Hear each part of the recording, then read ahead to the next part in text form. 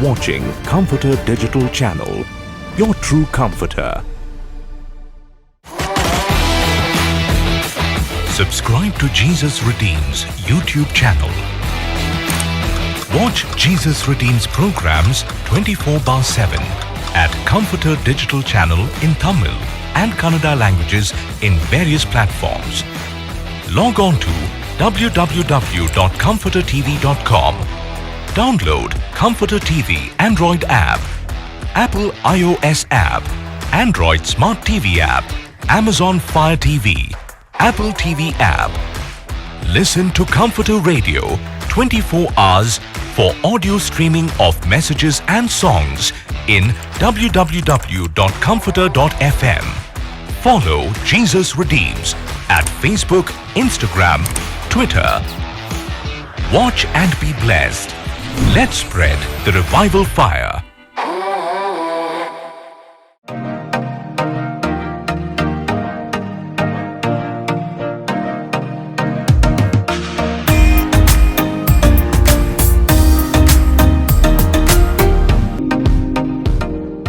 सब लोग को जय मसीह की। आप लोग इधर नाल मावड़ी में रिवाइवल इग्नाइटर्स कैंप में आया और 4 दिन आप लोग बहुत प्रभु से वचन सुना और बहुत टाइम और प्रार्थना में रखने के लिए प्रभु हमको अगुवा दिया है। आपके लिए एवरी 5th संडे 5 का रविवार 5th संडे हम लोग रिवाइवल इग्नाइटर्स फेलोशिप हम लोग प्लान किया है। सो हर एक 5th संडे आप तो कैलेंडर को मार्क कीजिए और भूलना मत। Every 5th Sunday we will be meeting. हम लोग इधर फेलोशिप में हम लोग मीट करेंगे। आइए आज का दिन के लिए अभी प्रार्थना करते हैं। Let's pray. प्रभु आज का दिन के लिए मैं धन्यवाद देते हो प्रभु जी। प्रभु हम लोग के लिए आप अच्छा से फेलोशिप रिवाइवल इग्नाइटर्स फेलोशिप दिया है, इसलिए मैं धन्यवाद करते हैं प्रभु जी। हर एक सेशन को द्वारा प्रभु जी हमको मुझे बात कीजिए प्रभु जी। प्रभु जी आपका वचन हमको ताकत देने के लिए प्रभु जी, आप तेरे सबको वचन को मैं मानने के लिए सहायता कीजिए प्रभु जी।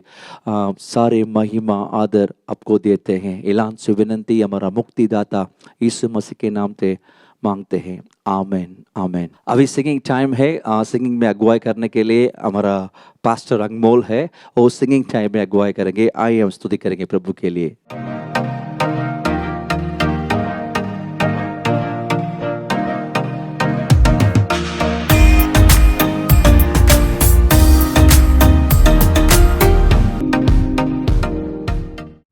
प्रभु यीशु मसीह के सामर्थ्य नाम में सबों को जय मसीह की।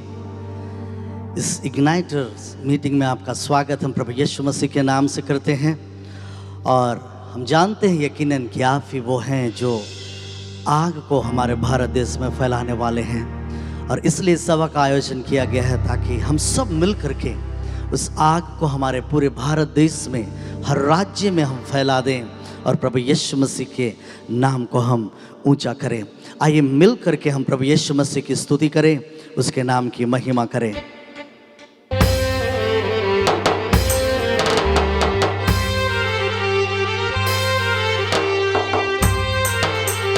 आइए मिल करके यीशु की स्तुति करें, मिल करके उसके नाम का गुणगान करें। अद्भुत है, सामर्थी है, वो आपका मित्र है, वो आपका मसीहा है, वो हम सब का राजा है। और इसलिए आइए उसके नाम को हम मिल करके ऊंचा करें।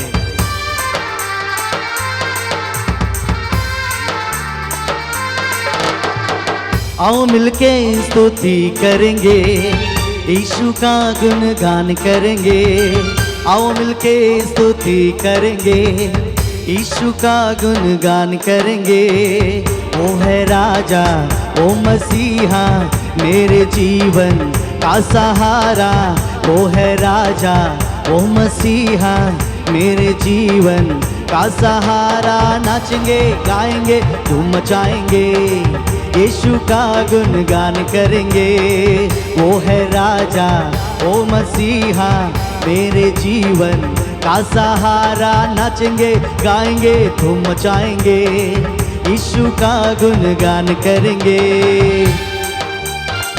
वो प्रेमी है, वो आपसे मोहब्बत करता है, वो जीवन दाता है, आपको जीवन देता है। हमारे जिंदगी का उजियारा है वो। आइए उसकी महिमा करें, तालियों को बजाते हुए, झूमते हुए, गाते हुए प्रभु यीशु के नाम को आइए हम महिमा देंगे। ओ आमेन।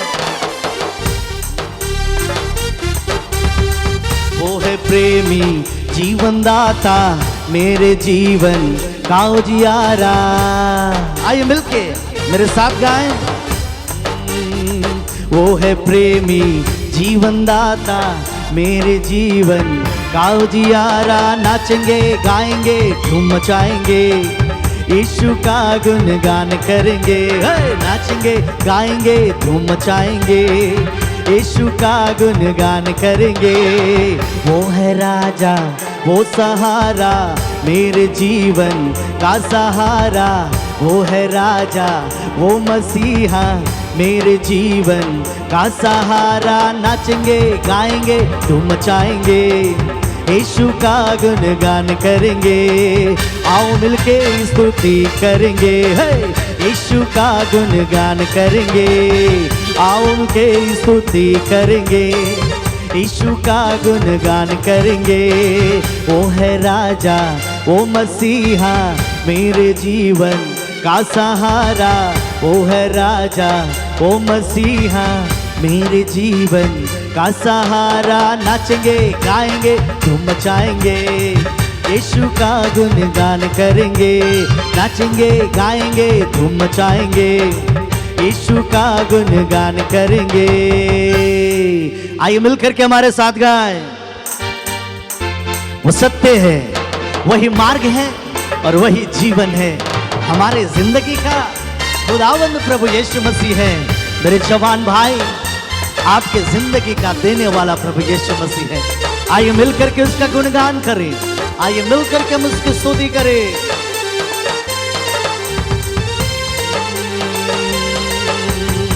वो ही मार्ग सत्य जीवन, मेरे जीवन का खुदावन। मिलके हमारे साथ गाएं। वो ही मार्ग सत्य जीवन, मेरे जीवन का खुदाबंद। नाचेंगे गाएंगे धूम मचाएंगे, यीशु का गुणगान करेंगे। नाचेंगे गाएंगे धूम मचाएंगे, यीशु का गुणगान करेंगे। वो है राजा वो मसीहा, मेरे जीवन का सहारा। वो है राजा वो मसीहा, तेरे जीवन का सहारा। नाचेंगे गाएंगे धूम मचाएंगे, यीशु का गुणगान करेंगे। नाचेंगे गाएंगे धूम मचाएंगे, यीशु का गुणगान करेंगे। वो है राजा वो सहारा, मेरे जीवन का किनारा। वो है राजा वो मसीहा, तेरे जीवन का सहारा। आपके जीवन का मेरे जवान भाई यीशु ही सहारा है। मेरे जवान बहन, आपकी जिंदगी का खुदावंद और किनारा प्रभु यीशु मसीह है। आओ मिल के हम उसकी आराधना करें, मिल करके हम उसके नाम को ऊंचा उठाएं। वो है मेरा खुदा, वो है आपका खुदा, वो है हम सब का खुदा। आइए मिल करके हम उस सृष्टि के रचने वाले की स्तुति करें, उसकी महिमा करें। हालेलुया। आइए तालियों को बजाते हुए प्रभु यीशु के नाम को महिमा दें। सब मिलके उसके नाम को ऊंचा करेंगे। यीशु मसीह आराधना के योग्य है, यीशु मसीह जिंदगी देने वाला है। आइए उसकी महिमा करें, उसकी उपासना करें। आमेन, हालेलुया।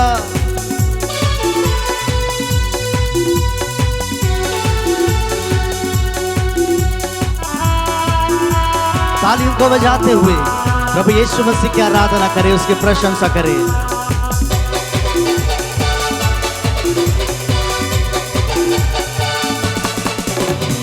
आओ करे आराधना यीशु मसीह की आराधना। आओ करे आराधना यीशु मसीह की आराधना। वो है मेरा खुदा, वो है सबका खुदा, वो है मेरा खुदा, वो है सबका खुदा। Hallelujah, hallelujah, hallelujah, hallelujah.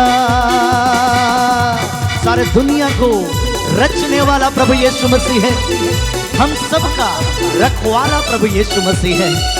हम जिंदगी में न जाने कहां कहां चले गए, लेकिन आइए यीशु के पास, वो आपका रखवाला है।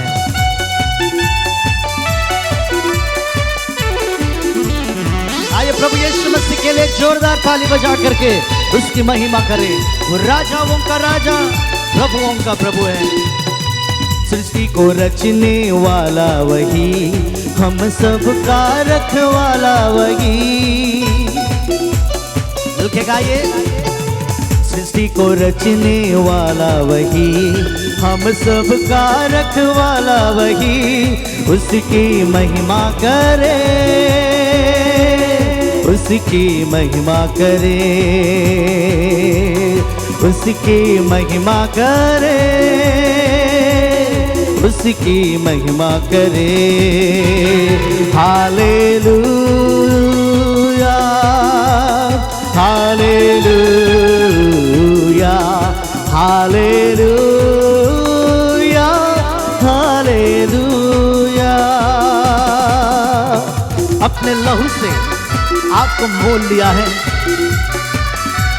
हमें पापों से क्षमा दिलाने के लिए प्रभु यीशु मसीह ने आपके लिए लहू को बहाया है। आइए यीशु के लहू में धुल जाए मेरे जवान भाई, मेरे जवान बहन। यीशु के लहू में आइए हम धुल जाएं।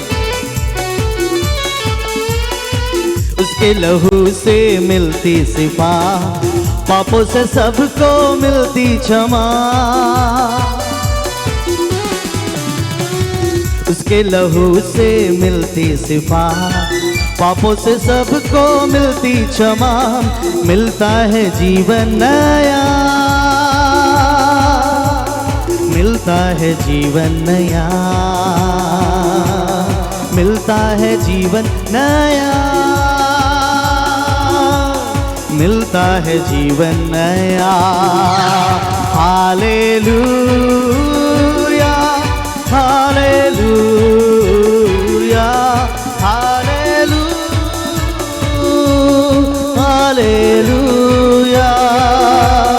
आवो करे आराधना यीशु मसीह की, आराधना। आवो करे आराधना यीशु मसीह की, आराधना। वो है मेरा खुदा, वो है सबका खुदा, वो है मेरा खुदा, वो है सबका खुदा। बोलो यीशु मसीह की। हमारा यीशु मसीह सबका खुदा है, हमारा यीशु मसीह सबका राजा है, खुदावंद है, वो प्रभुओं का प्रभु है। आइए ऐसे परमेश्वर की हम आराधना करें, कहें यीशु मैं तेरे पास आता हूँ। मेरे जवान भाई बहन, जिस परिस्थिति से आप गुजर रहे हैं, इस परिस्थिति में यदि आपको किसी की जरूरत है तो वो है प्रभु यीशु मसीह। आपके जिंदगी में एक उद्देश्य को देने के लिए, आपके जिंदगी में अपने मकसद को देने के लिए प्रभु यीशु मसीह तैयार है। आइए हम उसके पास चलें और कहें यीशु मैं तेरे पास आता हूं। प्रभु मैंने बहुतों के पास गया है, प्रभु से कहें आज, लेकिन यीशु आज इस समय मैं तेरे पास आता हूं मेरे खुदा। तेरे पास आता हूं यीशु, तेरे पास, तेरे पास आता हूँ। यीशु तेरे पास हर पल मेरी हर सांस तेरी स्तुति करती रहे। हर क्षण मेरी हर बात तेरी महिमा गाती रहे। मिलके मेरे साथ गाए। हर क्षण मेरी हर सांस तेरी स्तुति करती रहे। हर क्षण मेरी हवा तेरी महिमा गाती रहे। अपने हाथों को उठा के कहें यीशुआ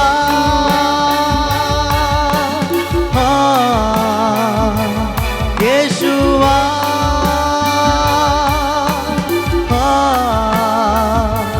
यीशुआ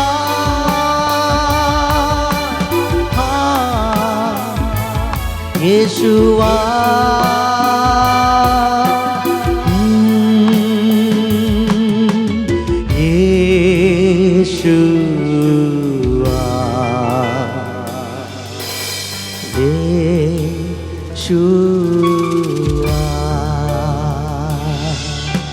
जवान भाई, मेरे जवान बहन, आइए एक बार मेरे साथ मिल करके यीशु को दिल की गहराई से पुकारें। कहें यीशु आ, यीशु मेरे दिल में आ। प्रभु मेरी जो परिस्थिति है, यीशु आज मुझे किसी की जरूरत है तो मेरा दोस्त नहीं, लेकिन तू यीशु मेरी जरूरत है। आइए मेरे साथ मिलके कहें यीशु आ, यीशु आ, यीशु आ, यीशु आ।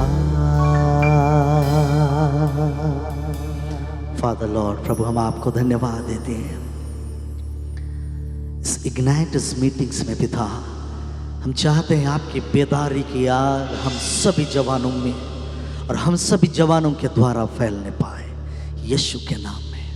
आमेन, आमेन, आमेन। प्रभु आप सब उन जवानों को आशीष दें।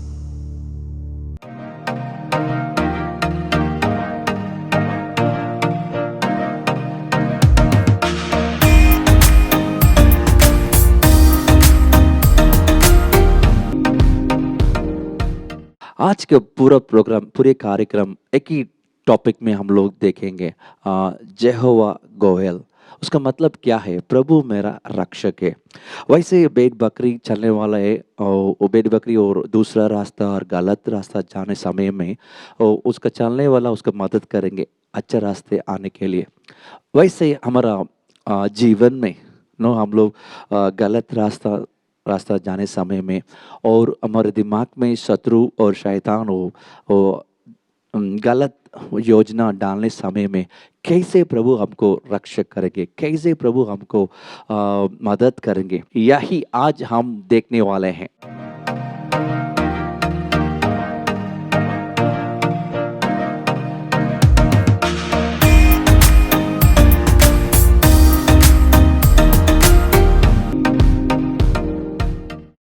Praise the Lord.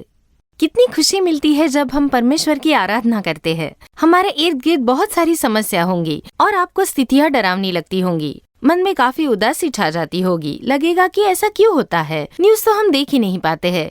ऐसे समय में जब हम यीशु की आराधना करते हैं, यीशु के चरणों में अपने आप को समर्पित करते हैं, एक बहुत बड़ी शांति और खुशी हमारे मन में भर जाती है ना? तो ये प्रभु जिनके परमेश्वर है वो बहुत ही धन्य है। हम सभी लोग बहुत ही धन्य हैं। चलिए इस महीने का हम थीम देखते हैं। तो इस महीने का जो थीम है यहोवा गोएल। ओके, परमेश्वर मेरा छुड़ाने वाला है। परमेश्वर हमें छुड़ाने वाला प्रभु है। चाहे कोई भी समस्या हो, प्रभु यीशु हमें छुड़ा रहे हैं और चलाते आ रहे हैं। प्रभु यीशु आपके साथ रहकर आपको निरंतर चला रहे हैं। इस बात को सभी आपके फ्रेंड्स, फैमिली, सभी लोगों ने जानना है। इसीलिए प्रभु यीशु आपके साथ रहकर आपको चलाएंगे। हो सकता है आपके कोई दोस्त बीमार हो सकता है वो कोविड पॉजिटिव पेशेंट भी हो। उन समस्याओं से भी यीशु उन्हें छुड़ाकर एक गवाही के रूप में खड़ा करने के लिए सामर्थी है। प्रभु यीशु ने हमें किस समस्या से छुड़ाया है, जरा आप सोच कर देखिए। प्रभु यीशु ने आपको किन किन समस्या से निकाल कर छुड़ाया है। पाप से छुड़ाया हो सकता है, किसी एडिक्शन से आपको छुड़ाया हो सकता है ना। आप तो जानते ही है कि प्रभु यीशु के लहू से हमारे सारे पाप धो दिए गए हैं और हमें छुड़ाया गया है। जानते हैं प्रभु यीशु इस पृथ्वी में अपना लहू बहाकर क्या करते हैं? तो वो परमेश्वर और इंसान के बीच में जो रिलेशनशिप ब्रेक हुआ था उसे सही करते हैं। इस वजह से हमें उन्हें अब्बा, पिता पुकारने का, उनकी संतान बनने का अधिकार दिया गया है, जिसकी वजह से हमारे यीशु मसीह परमेश्वर और हमारे बीच जो पाप नाम का दीवार खड़ा था वो टूट चुका है और हमारे और यीशु के बीच का जो रिलेशनशिप है वो स्ट्रॉन्ग होता है। तो पाप से हमें छुड़ाया जा चुका है। परमेश्वर प्रभु यीशु मसीह के लहू द्वारा हमें क्या मिलता है? पाप से छुटकारा मिलता है। ये अनुभव आप सभी का होगा, है ना? या फिर हो सकता है अगर आप सोचते हो कि मैं अब तक पाप में ही पड़ा हूँ, यीशु के लहू से मैं धोया नहीं गया हूँ, तो आप बोलिए कि प्रभु यीशु मेरे पापों को क्षमा कीजिए, आपके लहू से मुझे धो दीजिए। ऐसा कहने के अगले ही क्षण आपके सारे पाप माफ किए जाएंगे। आपके मन में एक खुशी, शांति भर जाएगी। ठीक है, अब ये अनुभव तो मैंने पा लिया है। जैसे कुछ लोग सोचते होंगे कि मेरा उद्धार हो चुका है, अब ये अनुभव मिल चुका है और अभिषेक भी पा लिया है, पर दो चीजें ऐसी है जो लगातार डराती रहती है, चुभती रहती है हमेशा, है ना? उद्धार तो हो चुका है, अभिषेक भी पा लिया है, तो वो क्या कार्य है, ऐसा सोच रहे हो क्या? तो मैं बताती हूँ वो दो बातें। उसमें सबसे पहली बात है वो है रिग्रेट और गिल्ट। किसी एक बात के बारे में अपराध बोध मन में होता है, अगर वो नहीं तो फियर ऑफ फॉलिंग अगेन, मतलब हम फिर से गिर ना जाए। अब तो हम सही से चल रहे हैं, यीशु मसीहा अच्छे से चला रहे हैं, क्या इस पवित्र जीवन में हम फिर से पीछे हट जाएंगे? ऐसा किसी के मन में भय हो सकता है। आप में है क्या? मुझे लग रहा है कुछ लोग कह रहे हैं कि हाँ मुझ में है। तो देखिए, बहुत से लोगों के मन में ये फियर, रिग्रेट, गिल्ट आते हैं और जाते हैं, और कुछ लोग होते हैं जिनके मन में ये सब गहराई में जगह बना लेती है। चाहे वो जो कोई भी कार्य करते हो, हमेशा वो मन में आता रहता है, अरे हमने ऐसा किया था, या फिर उस पाप में हम लोग पड़ गए थे, ऐसा अपराध बोध होता है। तो ये जो गिल्ट है, अपराध बोध जिसे कहते हैं कि हमने कोई गलती की है और माफी भी पा ली है, पर फिर भी जब हम परमेश्वर के लिए कुछ करने की बात सोच रहे हो, तब हमारे मन में वो बात चुभती रहती है कि तुम तो पापी हो, ये कैसे कर सकते हो? शैतान ये बात कान में डालता रहता है। हमें इस पर प्रबल होना है। आज हमें यीशु इससे भी छुड़ाने जा रहे हैं। ठीक है, प्रभु की उपस्थिति में आइए और कहिए, हे यीशु, आप लोग प्रभु के आगे भी ओपन टू गॉड, परमेश्वर के आगे अपने मन को खोल दीजिए कि मैंने ऐसी स्थिति में ऐसा कार्य कर दिया था, पर अब मैंने मन फिराया है, आपका बच्चा बन गया हूँ, लेकिन वो बात चुभते ही रहती है। इस रिग्रेट को निकाल कर दूर फेंक दीजिए पिता। ऐसा जब आप लोग प्रार्थना करते हो तब यीशु आप पर कृपा करेंगे। और दूसरी बात, जब भी आपके मन में वो बात आती है तब आपको शैतान को धुतकारना होगा। ये बस शैतान की एक चालाकी है कि हम परमेश्वर के लिए कोई कार्य न कर सके, इसीलिए हमें गिराने की उसकी चाल है। तो आप में जब भी ये विचार आते हैं तब कहिए कि ऐसे विचार लाने वाले दुष्ट शैतान, तुझे यीशु के नाम में बांधता हूँ। तब हमें तुरंत ही शैतान को बांधना होगा। बहुत बार देखिए, परमेश्वर प्रभु यीशु मसीह की सेवकाई में हम बड़ी फुर्ती से हम काम करते रहते हैं और उसी समय हमारे विचार में ये सब बातें आ जाती है। तब देखिए, आप उदास मत होइए। इन विचारों को लेकर आप शैतान को बांध दीजिए, शैतान द्वारा लाए उन विचारों को बांध दीजिए और यीशु के लिए उठ खड़े होइए। हम लोग जितना पवित्र बनने की कोशिश करते हैं, उतना ही हमारे प्रभु यीशु मसीह हमें पवित्रता में चलाने के लिए बिल्कुल तैयार है। यहूदा 1:24 में हम पढ़ते हैं, अब जो तुम्हें ठोकर खाने से बचा सकता है और अपनी महिमा की भरपूरी के सामने मगन और निर्दोष करके खड़ा कर सकता है, तो प्रभु यीशु पर विश्वास रखिए और वो निश्चय ही आपके हाथ पकड़कर आपको चलाएगा। हर एक को जगाने के लिए एक जागृति को लाने वाले व्यक्ति बनने जा रहे हैं हम लोग, है ना? तो हमें हमेशा तैयार रहना है। बेकार की बातों को छोड़कर हमें आगे बढ़ते रहना है और लोगों को छुटकारा देने वाले जो लोग बंधन में है, उन्हें यीशु के बारे में बताकर छुटकारा देने वाले के रूप में बदलने वाले हैं। ओके, तो ये सारी बातें आप ध्यान में रखिएगा। यीशु से प्रार्थना कीजिए और निश्चय ही यीशु आपके सारे गिल्ट और फियर से छुटकारा देंगे। Your miracle is on your way, so confess the positive things and get your miracles.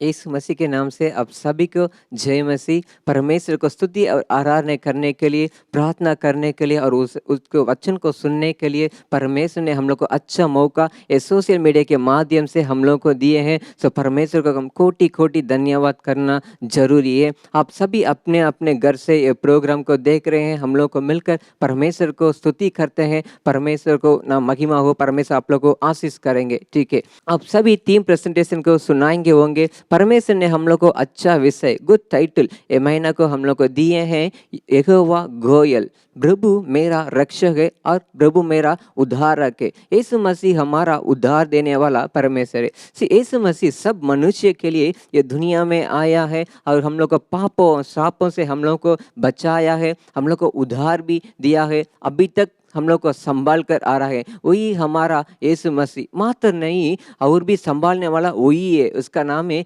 यहोवा गोयल है। ठीक है, हम अभी बहुमूल्य समय में हम आए हैं। क्या है मालूम? हम अभी प्रार्थना करने के लिए जा रहे हैं। ठीक है, हमारा परमेश्वर का कई नाम है, उसमें एक नाम भजन संगीता 65 अध्याय 2 वचन में दिया है, हे प्रार्थना के सुनने वाले सभी प्राणी तेरे की पास आएंगे। उसका वचन ऐसी है, हमारा परमेश्वर का एक नाम है, उसका नाम प्रार्थना को सुनने वाला परमेश्वर है। मात्र नहीं, हमारा परमेश्वर प्रार्थना की सुनने के बाद उसका उत्तर भी देने वाला परमेश्वर है। अब यिर्मयाह 33 अध्याय 3 वचन को आप देख सकते हैं, मुझसे प्रार्थना कर और मैं तेरी सुनकर तुझे बड़ी बड़ी और कठिन बातें बताऊंगा, ऐसी परमेश्वर का वचन है। सो हमारा परमेश्वर हमारा प्रार्थना को सुनकर उसकी उत्तर भी देने वाला परमेश्वर है। ठीक है, आज हम प्रार्थना करने के लिए जा रहे हैं। ठीक है, परमेश्वर जरूर हम लोग का प्रार्थना को सुनकर जरूर हम लोग को उत्तर भी देंगे। आज हम 3 चीज के लिए प्रार्थना करना बहुत बहुत जरूरी है। पहले हम कोरोना वायरस के लिए हम प्रार्थना करने के लिए जा रहे हैं। परमेश्वर ने हम लोग को प्रार्थना, सभी सेवक लोग को प्रार्थना को सुनकर अभी तक हम लोग को देश को बचा कर आ रहे हैं, अभी अधिक फैलने से भी बचा कर आ रही है। सो परमेश्वर ने हम लोग को प्रार्थना का सुनकर उसके द्वारा परमेश्वर ने कोरोना वायरस को कम ही किया है। सो परमेश्वर को हम धन्यवाद बोलना जरूरी है, ये पूरा परमेश्वर का कृपा है। फिर भी हम हर दिन कोरोना वायरस के लिए हम प्रार्थना करना बहुत जरूरी है, क्योंकि कुछ कहते हैं तीसरी लहर आ रही है, वो बच्चों को ज़्यादा प्रभावित करेगी, ऐसे कुछ बोल रहे हैं। लेकिन हम प्रार्थना करेंगे तो परमेश्वर हमारा बच्चों को संभालेगा। ठीक है, अभी स्कूल और कॉलेज भी खुल गया है, ज़्यादा बच्चे लोग स्कूल जाते हैं, लेकिन हम प्रार्थना करेंगे तो परमेश्वर सभी बच्चों को परमेश्वर संभालेगा। ठीक है, उसके लिए हम प्रार्थना करना बहुत जरूरी है। मात्र नहीं है, ज़्यादा लोग आज कोरोना के कारण डर के साथ जी रहे हैं, उन लोग को भी परमेश्वर छुटकारा देने हैं, उसके लिए हम प्रार्थना करना बहुत जरूरी है। ज़्यादा लोग नौकरी को छूट गए हैं, तो उसके लिए हम प्रार्थना करने, परमेश्वर सभी को आशीष करना है, उन लोगों को कष्ट को परमेश्वर दूर करने के लिए भी हम प्रार्थना करना बहुत जरूरी है। ज़्यादा लोग हॉस्पिटल में हैं, तो उन लोग के भी परमेश्वर अच्छा चंगाई देना है, परमेश्वर उनको छूने के लिए भी हम प्रार्थना करना बहुत जरूरी है। ठीक है, उसके पीछे क्रिया करने वाला वो अचकर, वो शत्रुओं को परमेश्वर नाश करना है, उसके लिए हम प्रार्थना करना बहुत बहुत जरूरी है। हर राज्य, हर जिला, हर नगर, हर गांव में यीशु मसीह के खून से हम छिटके प्रार्थना करने के लिए जा रहे हैं। अभी हमारे बीच में एक ब्रदर आकर प्रार्थना करेंगे, उनके साथ सभी मिलकर प्रार्थना करेंगे। आइए मिल के प्रार्थना करेंगे। अभी जैसे आप लोग प्रार्थना निवेदन को सुने हैं, वैसे ही अभी प्रार्थना करेंगे, मिल के प्रार्थना करेंगे। परमेश्वर हर एक देश में कार्य करने के लिए और क्रिया करने के लिए प्रार्थना करेंगे। स्तुति करते हैं परमेश्वर, आकाश और पृथ्वी को बनाया परमेश्वर, जीवित अनुग्रहकारी पिता मेरा खुदावन, मैं धन्यवाद देता हूँ, स्तुति करता हूँ परमेश्वर इसी समय के लिए, इसी परमेश्वर सुंदर वातावरण के लिए परमेश्वर मैं धन्यवाद देता हूँ, स्तुति करता हूँ परमेश्वर। जैसे परमेश्वर, जैसे बयान ने परमेश्वर बताया परमेश्वर, उसी प्रार्थना निवेदन के लिए मैं परमेश्वर विशेष करके मैं प्रार्थना करते हैं परमेश्वर, धन्यवाद देते हैं परमेश्वर। ये कोरोना के वजह से परमेश्वर हर एक देश में, हर एक जगह पर परमेश्वर अनेक लोगों को परमेश्वर धन्यवाद देते हैं परमेश्वर। काम भी परमेश्वर, नौकरी भी परमेश्वर छूट गया है, लेकिन परमेश्वर तेरी अनुग्रह दया से परमेश्वर तूने संभाला है, सुरक्षित किया है, मैं धन्यवाद देता हूँ, स्तुति करता हूँ परमेश्वर। अभी परमेश्वर धन्यवाद देता हूँ, स्तुति करता हूँ परमेश्वर। सारे परमेश्वर जगह पर परमेश्वर दुकान और स्कूल और अस्पताल सब परमेश्वर खुल गया है। सब परमेश्वर तेरी दया और अनुग्रह के लिए मैं धन्यवाद देता हूँ। कोटि कोटि आमीन, परमेश्वर आमीन। मैं धन्यवाद देता हूँ, स्तुति करता हूँ परमेश्वर।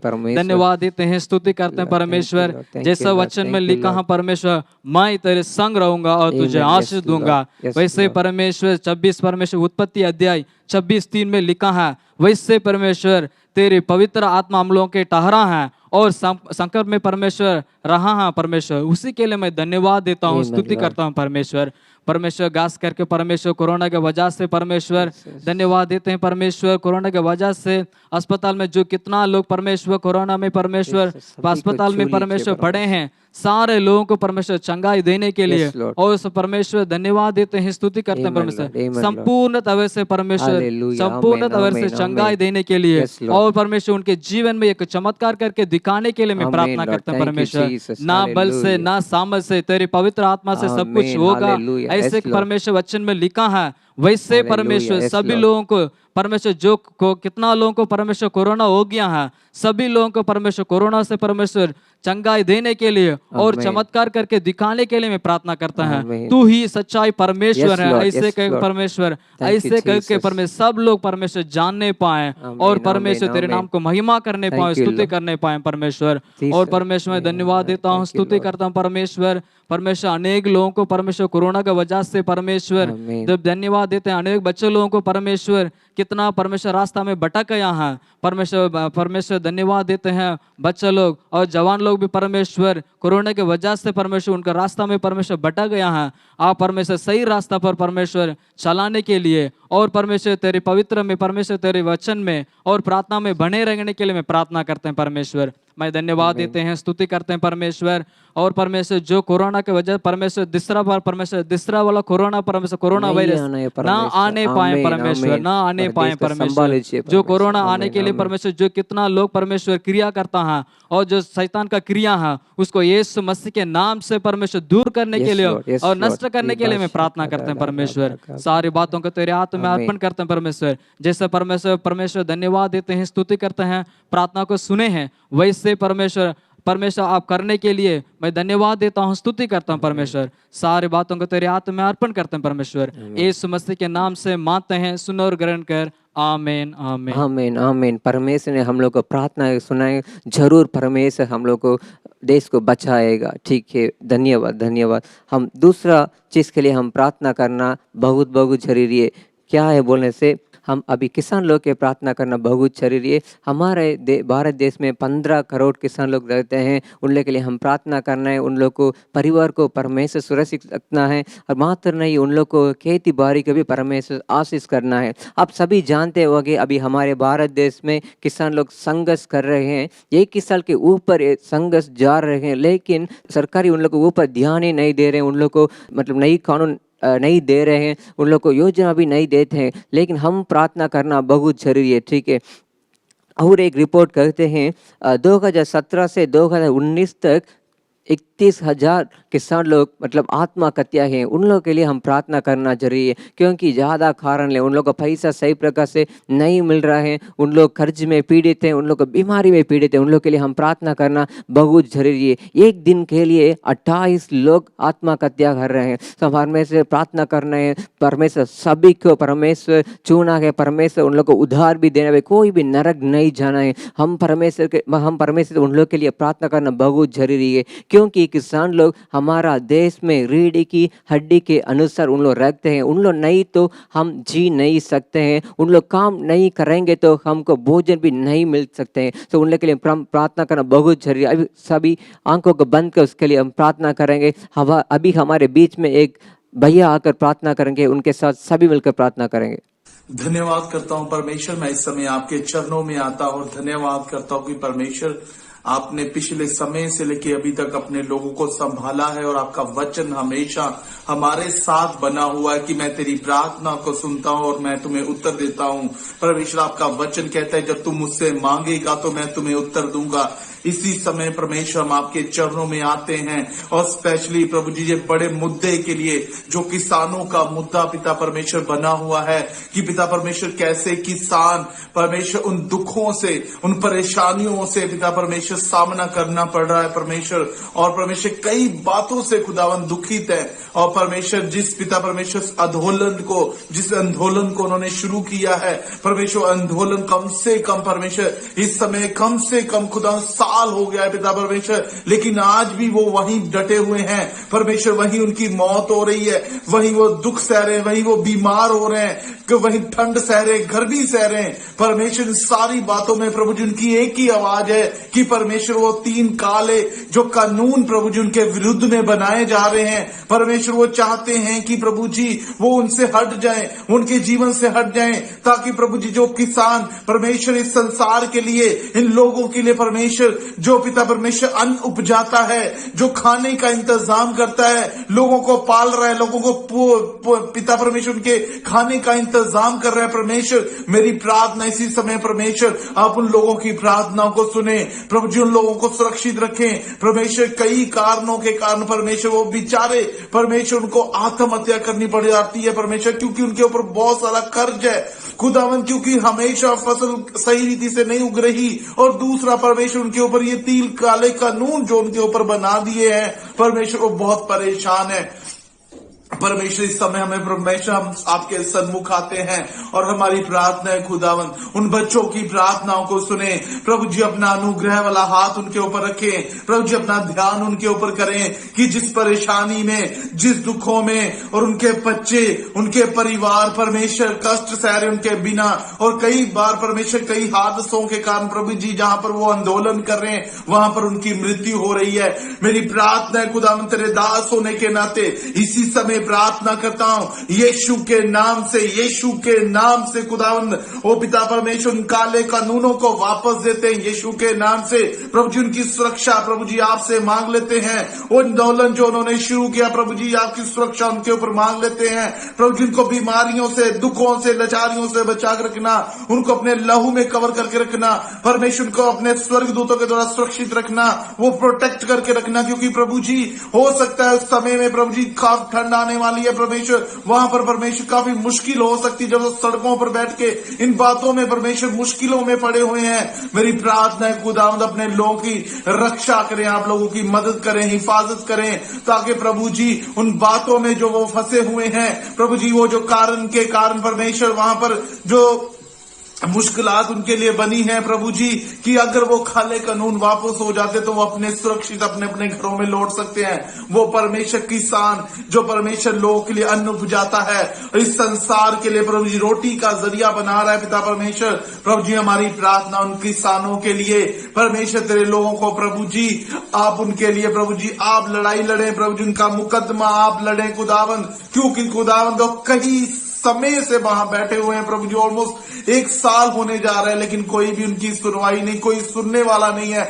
मेरे परमेश्वर मेरी प्रार्थना है खुदावंद उनके ऊपर अपना ध्यान दे और खुदावंद उनको छुटकारा दे, आजाद कर परमेश्वर, ताकि खुदावंद जिस बात के लिए वो बैठे प्रभु जी वो काले कानून वापस हो जाएं और वो सुरक्षित अपने घरों में चले जाएं और परमेश्वर अपने परिवारों के साथ बैठ सके, और प्रभु जी जो आत्महत्याएं हो रही हैं उनसे प्रभु जी वो कम हो सके, और परमेश्वर उनके प्रभु जी मनों को, दिलों को तैयार कर प्रभु जी उन बातों में पिता परमेश्वर उनको तैयार करें प्रभु जी, आप उनके हृदयों में इंटरवेन करें, उनकी लाइफ में पिता इंटरवेन करें, ताकि उनका जीवन परमेश्वर जो इस समय दुखों में है खुदावंद वो प्रभु हमेशा प्रभु जी एक जो देश के लिए स्पेशली हमारे भारत देश के लिए खुदावंद वो प्रभु परमेश्वर लोगों के लिए प्रभु जी अन्न जा रहा है प्रभु जी, वो किसान परमेश्वर आज मर रहा है खुदावंद। मेरी प्रार्थना है खुदावंद आप उनको छुड़ा दें परमेश्वर, आप उनको बचाएं, आप उनको सुरक्षित रखें खुदावंद जी, आप ही की ओर से है ये पृथ्वी, आपने हमें दी थी अन्न उपजाने के लिए, और किसान वही कर रहा है परमेश्वर। आप उस किसान की सुरक्षा प्रभु जी करें जो पिता परमेश्वर तेरे लोगों के लिए और कई लोगों के लिए अन्न उपजाता है। मेरे परमेश्वर आपका वचन है कि आप खुदावंद आप अपनी सुरक्षा अपने लोगों को देते हैं, आप अपने दासों की प्रार्थनाओं को सुनते हैं।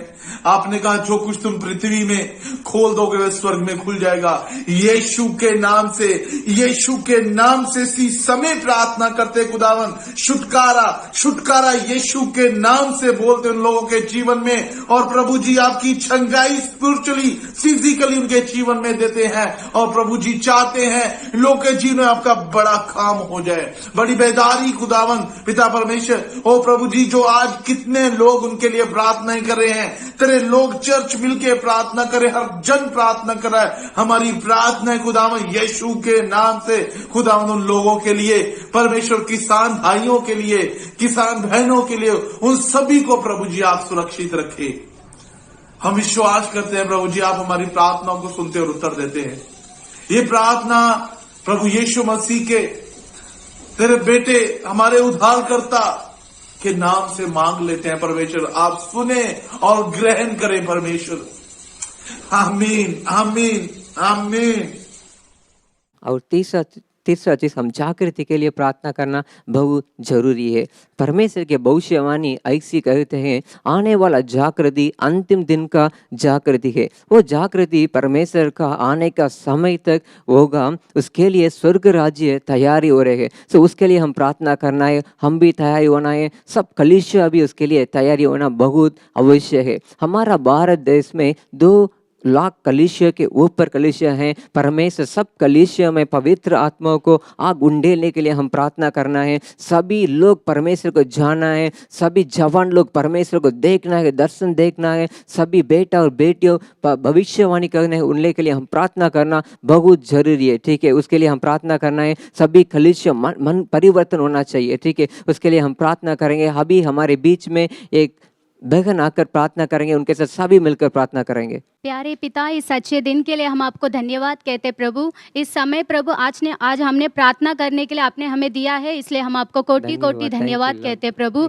आज प्रभु इस दुनिया में कई लोग नहीं है प्रभु, लेकिन आपने हमें आज तक जीवित रखा है प्रभु। उस कृपा के लिए हम आपको कोटि कोटि धन्यवाद कहते प्रभु। अभी भी प्रभु हम इस प्रार्थना विनती को आपके हाथों पर सौंपते प्रभु। हाँ प्रभु, हमारे देश में प्रभु कई लोग प्रभु पाप के बंधन में है प्रभु, रहस्य में बहुत सारे पाप किए हुए रह गए प्रभु। आज इस कार्यक्रम देखने वाले कई लोग के बीच में ऐसा एक एहसास होगा कि मैं ये प्राप्त किया हूँ, कैसे मैं इसमें से बाहर आ सकता हूँ करके कई सोच में है प्रेंगे प्रभु। आज प्रभु उन्हें आप छुड़ाइए प्रभु, उस पाप से प्रभु आप उन्हें छुटकारा दीजिए प्रभु। प्रभु आपके वचन में आपने बताया है, मैं पृथ्वी पर आग लगाने आया हूँ और ये चाहता हूँ केवल वो अभी सुलग जाती करके आपके वचन में आपने बताया है प्रभु। हाँ प्रभु, एक एक मनुष्य के अंदर प्रभु आपका जागृति का आग सुलग जाए प्रभु यीशु मसीह के नाम से। एक एक कलशियों में प्रभु आपका आग सुलग जाए प्रभु यीशु मसीह के नाम से प्रभु। बड़ा कार्य करने वाला परमेश्वर, आज हमारे देश में प्रभु ऐसा एक प्रभु आप जागृति का आग सुलग जाना चाहिए प्रभु, ऐसा करने वाले, इसलिए हम आपको धन्यवाद कहते प्रभु। और प्रभु आपके वचन में आपने ये भी बताया है प्रभु, उन बातों के बाद मैं सभी प्राणियों पर अपना पवित्र आत्मा उंडेलूंगा, तुम्हारे बेटी बेटियां भविष्यवाणी करेंगे करके आपने बोला है प्रभु। उस वचन के अनुसार हमारे देश में कई जवान लोग हैं प्रभु, वो सब आपका दर्शन देखना चाहिए प्रभु, जागृति का दर्शन देखना चाहिए प्रभु। ऐसा हमें सब प्रभु आप बदल दीजिए प्रभु। हम ये देखने वाले प्रभु हमारे देश में भारत में जल्द से जल्द आपका जागृति आने वाला है, वो आग सुलगने वाला है, इसलिए हम आपको धन्यवाद कहते हैं प्रभु। विश्वास के साथ प्रभु हम इस छोटी सी प्रार्थना को आपके हाथों पर सौंपते प्रभु यीशु मसीह के नाम से मांगते, आमीन आमीन आमीन। परमेश्वर ने हम लोग को प्रार्थना सुना है, जरूर परमेश्वर हमारा देश में आपको जागृति को भेजेगा। हालेलुया। परमेश्वर सभी प्रार्थना को सुनाएगा, परमेश्वर को धन्यवाद बोलेंगे। परमेश्वर आपको धन्यवाद धन्यवाद धन्यवाद। Thank you Jesus.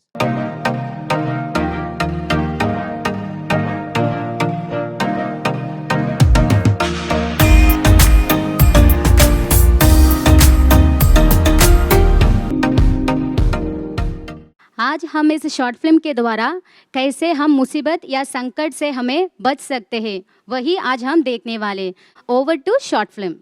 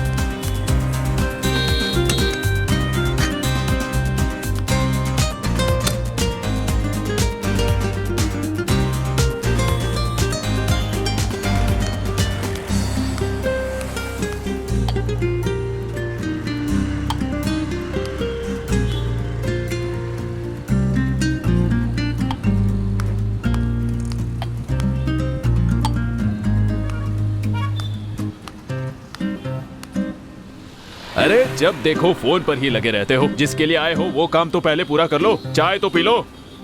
उस दिन एक फिगर को देखा था ना, उसका नंबर मिल गया है। अरे ये कब मिला तुम्हें? यही तो कमाल है। कमाल ही है। तुम्हारा समय सही चल रहा है।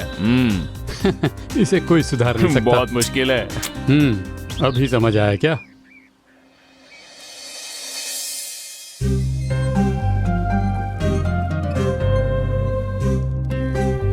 जॉन, क्या कर रहे हो? बस यूं ही माँ। सुबह होते ही फोन लेकर बैठ गए। हाँ, क्या तुमने बाइबल पढ़ ली? वो बाद में पढ़ लेता हूँ, अभी टाइम है ना।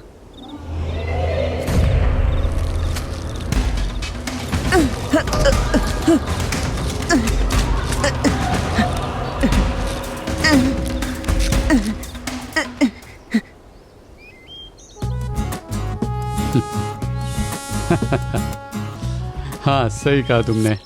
ए, सुनो, फिल्म देखने चलते हैं। नई फिल्में काफी रिलीज हुई हैं। हाँ यार, मैं भी यही कहना चाह रहा था। लॉकडाउन के समय तो थिएटर जाना ही नहीं हुआ। उसके पहले एक एक पैग हो जाए। अरे तुम कब से शराब पीने लगे? पहले तो तुम्हें ऐसी आदत नहीं थी। कॉलेज के दोस्तों के साथ पिया था, बहुत मजा आया। उसके बाद पीने का मौका ही नहीं मिला। अरे तुम तो हमसे आगे निकल गए। अच्छा ठीक है, चलो चलते हैं। हाँ।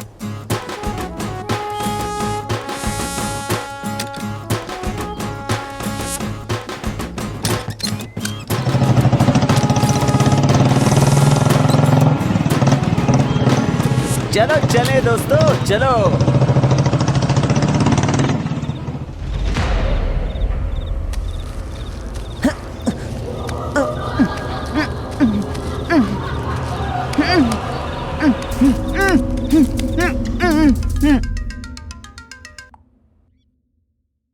हाँ हाँ, बोलो सैम। सुनो जॉन, आज हम तुम्हारे घर आ रहे हैं। मिलकर पबजी खेलते हैं। अरे मेरी माँ घर पर है। अरे कोई गड़बड़ी नहीं करेंगे, हम लोग शांत रहेंगे। शांत रहोगे तो आ जाओ। अच्छा तो मिलते हैं। Okay bye.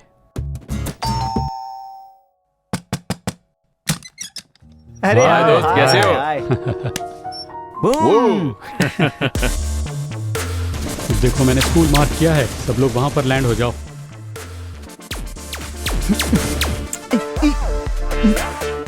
अरे देखो, ये सेकंड फ्लोर से मुझे शूट कर रहा है। अरे बचाओ मुझे। अरे कोई तो मुझे पावर दे दो। अरे कोई तो उसे दो। क्यों छोड़ दिया? अरे कोई तो कोई रेस्क्यू तो करो। बचाओ यार। अरे उसे क्यों छोड़ दिया तूने? देखो मैंने कुछ नहीं कहा, तुमने ही कहा है। तुम्हारा घर है, देख लो। मेरी माँ बाजार गई है, फिक्र की कोई बात नहीं। अच्छा तो फिर ठीक है। अरे अरे अरे अरे देखो, मेरे नजदीक ड्रॉप बॉक्स पड़ा है। अरे कैसे खेल रहे हो तुम? अरे अरे तुम लोग रिवाइंड कर लो। अरे देखो, मुझे ड्रॉप बॉक्स मिल गया है। अरे ये रुको, मिल गया। अरे ड्रॉप। रुको रुको, मैं देखता हूँ इसे। आज नहीं छोड़ूंगा मैं इसे। अरे सुनो, माँ आ गई। ये सुनो, अरे माँ आ गई। अरे अरे छोड़ना। अरे माँ आ गई।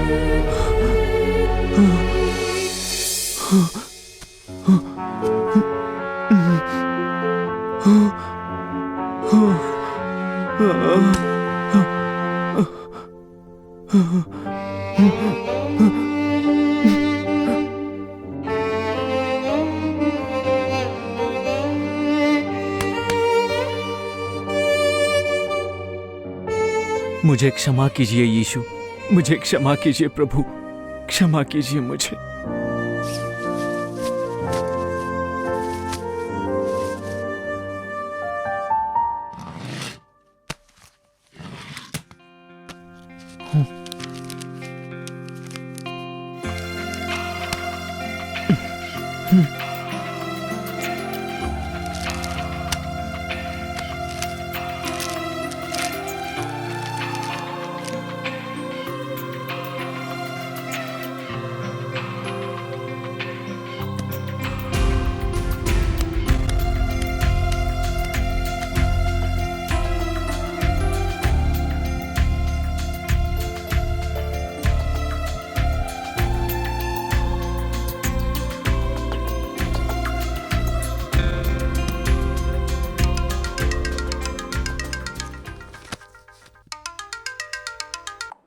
हाँ बोलो सैम। अरे जॉन, शाम को फिल्म देखने चल रहे हैं, तुम भी चलो ना। सॉरी मैं नहीं आ पाऊंगा, मुझे कुछ काम है, तुम लोग हो आओ।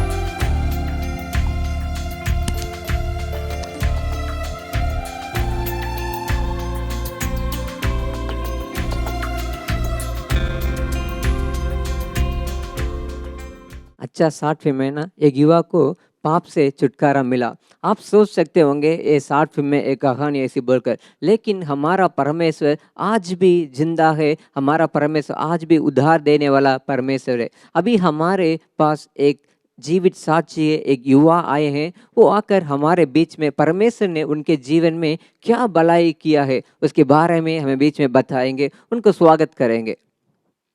जय मसीह की। जय मसीह की। आपको नाम? मेरा नाम आकाश है। ठीक है, आप कहाँ से आ रहे हैं? मैं झारखंड रांची से आ रहा हूँ। ठीक है, आप थोड़ा बताइए, आपको परिवार से, आपको पढ़ाई, आपको बचपन से समय क्या किए थे, कैसे थे, थोड़ा बताइए।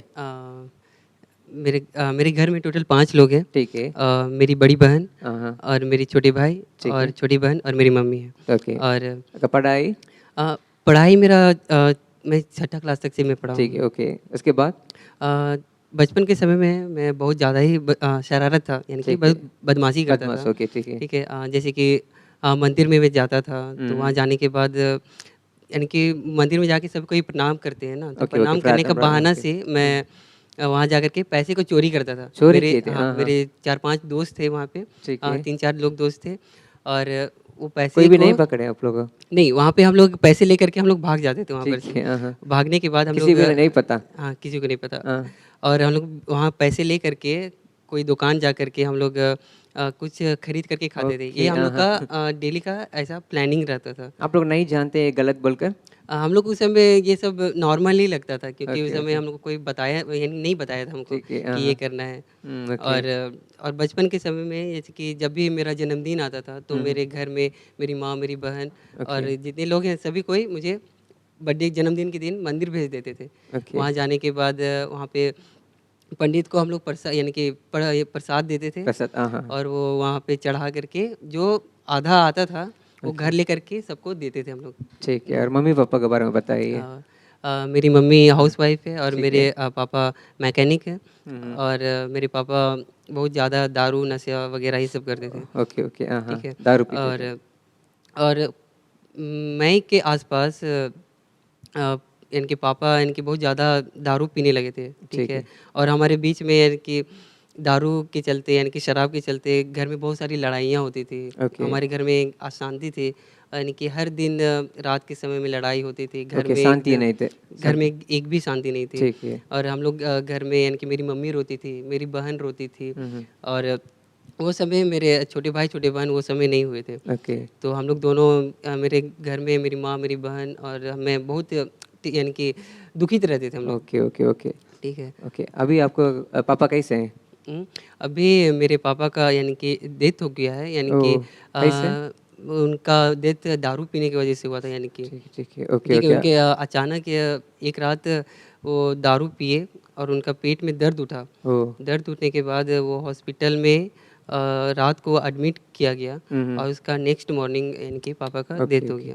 ओके, अभी आप आपका पापा मर गए हैं, उसके बाद आप आपको पढ़ाई को जारी रखें? नहीं, यानी कि मेरे पापा के डेथ के बाद मेरा पढ़ाई सब सारा छूट गया। ओके, उसके बाद आप क्या किए?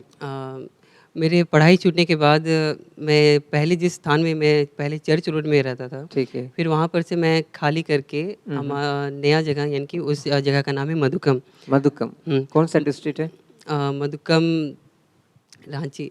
रांची में, ठीक है। मधुकम रांची यानी कि वहाँ पे चेंज कर लिए। ठीक है। और मधुकम शिफ्ट होने के बाद वहाँ पे मेरा कोई दोस्त नहीं था, क्योंकि वो मेरे लिए नया जगह था ना, इसलिए नया जगह था। ठीक है। और नए जगह में दोस्ती करना थोड़ा मेरे को मुश्किल था, क्योंकि वहाँ पे सारे सभी दोस्त पूरा नया नया नए थे और नशे करते थे, गंदे काम और गंदी बातें भी बोलते थे। और बचपन के समय में मुझे गेम का बहुत शौक था। ओ, गेम का, अच्छा। गेम का बहुत शौक था। और उस मधुकम जगह में एक गेम का शॉप था। ठीक है। तो जब मेरी मम्मी जब भी कुछ मुझे लाने के लिए देती थी, कुछ भी सामान घर से, तो मैं कुछ सामान को लाता था, कुछ पैसे का सामान को लाता था और कुछ पैसा मैं बचा लेता था, ताकि मैं उस पैसे से जाकर के गेम खेलूँ। ओके ओके, ठीक है। तो इसी तरह करते करते मेरे पास कुछ पैसे आ जाते थे और घर में ये बात को किसी को पता नहीं था। ठीक है। तो जाने के बाद मैं गेम रेगुलर में जाने लगा। रेगुलर में? अच्छा। रेगुलर जाने लगा, वहाँ गेम खेलता था। और वही गेम शॉप की जगह में मेरे बहुत सारे दोस्त बन गए। अच्छा, अभी जो कि नशा करते थे, गंदे काम करते थे और गंदी बातें बोलते थे। धीरे धीरे करते उन लोग बहुत ज़्यादा मैं क्लोज होता गया। ठीक है ठीक है ठीक है। उसके बाद और क्या किया, मतलब नौकरी कुछ नौकरी को जान किया कि नहीं? हाँ, नौकरी मिला है कि नहीं? पढ़ाई छोड़ने के बाद मेरी मम्मी अकेले हो गई थी और काम करने में और पैसे की बहुत ज़रूरत थी, क्योंकि उस समय हम लोग रेंट रूम में रहते थे। Oh, rent room, okay. Rent room में रहते थे, तो मुझे काम भी ढूंढना था और मेरे दोस्त तो बन ही गए थे, तो मेरे दोस्तों के थ्रू मैं एक जीन्स फैक्ट्री में मुझे काम मिला। Jeans factory? अच्छा, जीन्स फैक्ट्री। जीन्स फैक्ट्री में मुझे काम मिला, तो रेगुलर में काम वहाँ जाता भी नहीं था। ठीक है आकाश। ओके, जीन्स फैक्ट्री में आप क्या काम किए थे? जीन्स फैक्ट्री में वहाँ पे पैकिंग का वगैरह काम होता था, यानी कि पैकिंग हो गए, पैकिंग और टैग वगैरह सब यानी कि लगाने का काम होता था वहाँ पे। ठीक है, अच्छा है, ठीक है, अच्छा है। उसके बाद आपको जीवन कैसे थे? उसके बाद मेरा जीवन, मैं रेगुलर काम में भी मैं नहीं जाता था। ठीक है। और दोस्त मिला है कि नहीं उधर? वहाँ पे दोस्त कुछ लोग बने थे। ठीक है। यानी कि स्टार्टिंग में तो वहाँ पे ज़्यादा दोस्त नहीं थे। ठीक है। और मैं वहाँ पे कुछ दिन मैं वहाँ पे काम किया रेगुलर। ठीक है। और काम में मैं नहीं जाता था। जब मैं नहीं जाता था तो मेरे दोस्त जितने थे ना, सभी वो लोग बाहर चल जाते थे। ओ, बाहर, ओके। बाहर यानी बाहर बोलने से? बाहर बोले तो वो लोग जो नशा करते थे वो लोग, ओके, तो वो लोग के साथ रह करके मेरा बुरी भी आदत। हाँ, बुरी आदत जो वो करते थे वो मैं भी करना स्टार्ट कर दिया था। ओ, तो भी आप भी शुरू कर दिए? हाँ, मैं भी उसे स्टार्ट कर दिया था। और स्टार्टिंग में मैं सिर्फ छोटा मोटा मैं नशा करता था। ठीक है। ठीक है। और जिस जगह में मैं काम करता था उस जगह में भी मैं ठीक से काम नहीं करता था, और उस जगह से मैं छोड़ करके मैं किसी और जगह में मैं काम करने के लिए चल गया। दूसरा जगह? हाँ, दूसरा जगह में चल गया। Okay okay. और वहाँ पे कौन सा काम? मैं दवाई दुकान में दवाई दुकान में? ठीक है। मैं दवा दुकान में काम किया हूँ, और टेक्सटाइल में मैं काम किया में? अच्छा। और मैं होटल में भी मैं काम किया हूँ। ओके, इतना काम किए, ठीक है। आप नौकरी मिलने के बाद आपको मतलब बुरी आदत से आपको छुटकारा मिला है कि नहीं मिला? नहीं उस समय तो मुझे बुराई ये सभी चीज़ से मुझे छुटकारा नहीं मिला, क्योंकि जितने भी मेरा वेतन आता था, सैलरी से मैं कुछ पैसा मैं अपने पास रखता था और मैं झूठ बोल करके कुछ ज़्यादा पैसे मैं रख लेता था और अपनी मम्मी को मैं इतना पैसा मेरे पास आया है, क्योंकि मैं काम पे भी मैं नहीं गया था मैं, तो इसलिए मेरे पास सैलरी इतना ही आया है, तो मैं अपनी मम्मी को दे देता था। और जो पैसा मुझे मिलता था वो पैसे को मैं अपने दोस्तों के पास जाता था, वहाँ पे पीना खाना मैं स्टार्ट कर देता था पूरा ऐसी। फिर क्या हुआ है? फिर धीरे धीरे मैं बहुत नशा करने लगा, यानी कि जो वो लोग करने लगे, सुबह शाम वो सिगरेट पीते थे, तो पूरा मैं भी दिन? हाँ सुबह से शाम, क्योंकि मेरा काम में छूट गया था, ठीक है। क्योंकि मैं काम में भी जाना बंद कर दिया था, क्योंकि मेरे नए दोस्त यानी कि बन गए थे जो कि बहुत नशा करते थे, ठीक है। और वो जो करते थे, वो गुटखा खाते थे तो मैं भी गुटखा खाता था, वो खैनी खाते थे तो मैं भी खैनी खाता था, वो गांजा पीते थे तो मैं भी उनके साथ गांजा पीने के लिए मैं चले जाता था। तो ऐसे ही मेरा यानी कि लाइफ चल रहा था। ठीक है। आप कहीं से मतलब उस चीज़ से बाहर आए हैं? मुझे जब मैं बहुत ये सभी चीज़ों का मैं एडिक्ट हो गया था, यानी कि एक डैंड्रेड एक ट्यूब हो गया। जब हमारे के पास कुछ नहीं रहता था ना, तो हम लोग वाइटनर पीते थे। वाइटनर हो गया, डैंड्रेड हो गया, ठीक है। ये सभी चीज़ हम लोग सेवन करते, जो हम लोग के लिए बहुत कौन आपको ये सिखाया था? ये मैं किसी को यानी कि देखी करके मैं सीखा था, क्योंकि जब हम लोग नशा कर रहे थे ना, हर एक चीज़ नशा का यानी कि ट्राई करने का कोशिश कर रहे थे, यानी कि उसको चाह रहे थे कि वो कैसा है वो चखने के लिए। तो वो मैं एक दिन ट्राई किया तो मुझे वो बहुत अच्छा लगने लगा, ठीक है। फिर दूसरा दिन से मैं उसे स्टार्ट करने लगा, फिर धीरे धीरे करते करते वो चीज़ का मैं बहुत मेरा हैबिट हो गया, यानी कि उसी को मैं बहुत ज़्यादा यूज़ करने लगा। आपको ये सेवन से कोई हानि पहुंची? हाँ, यानी कि जब मैं कुछ ज़्यादा ही नशा करने लगा, ठीक है, यानी कि डैंड्रेड का और गांजा का और वाइटनर का, ठीक है, तो और घर में मैं भी ये सब यूज़ करने लगा ना, तो घर में मेरी मम्मी मेरी दीदी सब देख करके जान करके रोने लगी, ठीक है, क्योंकि मैं ये गलत काम कर रहा हूँ, ये सही नहीं है। तो मैं ये ज़्यादा यूज़ करने की वजह से मैं पागल सा हो गया। पागल तक हो गए हैं? मैं पागल सा हो गया था, क्योंकि कब कैसे आप उससे भाग रहे हैं? जब मैं पागल सा हो गया तो मुझे कुछ समझ नहीं आ रहा था, ठीक है, कि मैं क्या करूं क्या नहीं करूं, क्योंकि मैं आपको भी मुझे कुछ समझ ही नहीं आ रहा था मैं क्या कर रहा हूं, और मैं घर में नहीं था जब मैं पागल हुआ था, तो मैं बाहर था। तो मेरा एक दोस्त मुझे घर लेकर के गया, ठीक है, और घर ले जा करके बोल रहा है कि आकाश इस तरह का बिहेव कर रहा है। तो मेरी मम्मी को पता चला, तो मेरी मम्मी अपनी बहन को बुलाकर यानी कि कॉल की, ठीक है, बहन को कॉल की, तो उनके हस्बैंड के फादर पास्टर है, ठीक है, सेवा करते हैं, ठीक है, हाँ सेवा करते हैं। तो उनको फ़ोन किए तो वो यानी कि मेरे घर आए, ठीक है, मेरे घर आए। तो आने के बाद उसने मुझे एक गाना गाने के लिए मुझे बोला, ठीक है, और एक बाइबल वर्स को मुझे पढ़ाया और मेरे लिए प्रार्थना की, ठीक है, ठीक है, ठीक है। प्रार्थना करने के बाद उन लोगों ने यानी कि मुझे आंख बंद करने के लिए बोला, ठीक है, और मेरे ऊपर हाथ रख करके प्रेयर किए। प्रेयर करने के बाद मेरे मन में कभी मैंने ऐसा कभी फील ही नहीं किया था, वो शांति मेरे अंदर आई। ओह, शांति। हाँ, यानी कि मुझे एक अच्छा अनुभव मुझको इनके अंदर में लग रहा था कि हाँ, मैं अंदर से मेरा हृदय पूरा साफ हो गया है, एकदम मैं नया हो गया हूँ, उस तरह से मुझे फील हो रहा था। ओके, ठीक है। कौन दिए इसको शांति? वो यानी कि वो समय तो सबको यीशु मसीह के नाम से प्रार्थना कर रहे थे, तो मुझे यीशु मसीह के बारे में उतना पता भी नहीं था, ठीक है, तो मुझे उतना कहाँ से शांति मिला ये मुझे नहीं पता था। ठीक है। उसके बाद आप यीशु मसीह को ग्रहण किए कि नहीं किए? हाँ, उसके बाद से मुझे पता चला कि वो बाइबल के वचनों के द्वारा यानी कि मुझसे बात किए, ठीक है, उनको बता रहे थे कि वचनों में ये बातें लिखा है, इस तरह से। ठीक है आकाश, आप अभी यीशु मसीह को ग्रहण की, ओके। अभी आपको आत्मिक जीवन कैसे है? अभी फिर प्रभु को मैं ग्रहण करने के बाद मैं चर्च जाने लगा, ओके, चर्च जाने लगा, बाइबल पढ़ने लगा, प्रार्थना करने लगा, और बहुत सी बातों को यीशु मसीह के बारे में जानने लगा, ठीक है, और परमेश्वर ने मेरे घर में इनकी बहुत सी आशीषें दी है। अच्छा है, ओके, ओके। अभी आप परमेश्वर के लिए क्या करते हैं?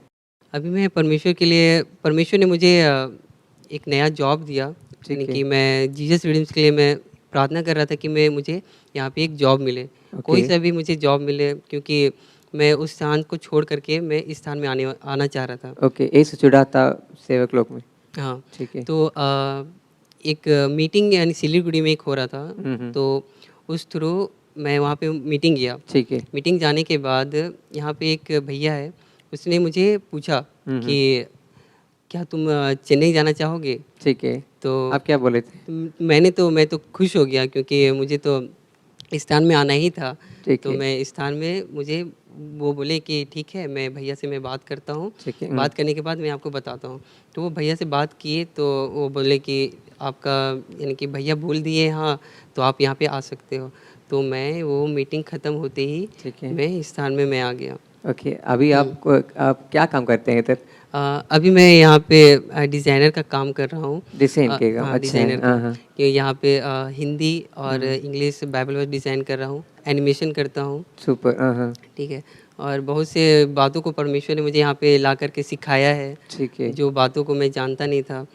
और यहाँ पे तमिल भाषा को प्रभु ने सीखने में मदद किया है। ओके, तमिल भाषा कैसे? सीखने में कुछ बहुत दिक्कत तो हुई, थोड़ा बहुत परमेश्वर ने यानी कि आशीष दिया है कि उस बातों को मैं सीख सकूं। ओके, थैंक यू आकाश, अच्छा गवाही, परमेश्वर के महिमा हो, धन्यवाद। ठीक है। प्रिय वह लोग, परमेश्वर यीशु मसीह ने आकाश को लत से छुटकारा दिया है, मात्र नहीं उनको ज़िंदगी को भी आशीष दिए हैं। आप भी ज़्यादा सोच सकते हैं, मैं भी ज़्यादा पाप में फंसा है, मेरे को कौन छुड़ाई देगा, मेरे को कौन आशीष देगा, आप सोच सकते हैं। लेकिन हमारा यीशु मसीह आज भी जिंदा है। परमेश्वर आप लोग को जरूर छुटकारा देगा, आप लोग भी आशीष करेगा। धन्यवाद।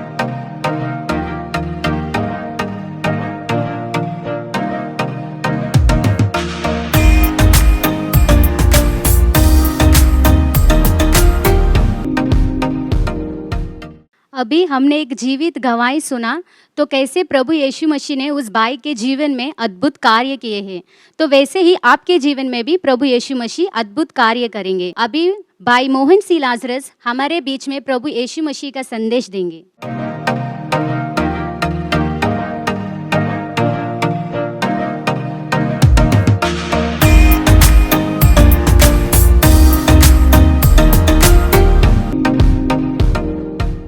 मेरे प्रियजनों, यीशु मसीह के नाम में आपको मेरा प्यार भरा अभिवादन।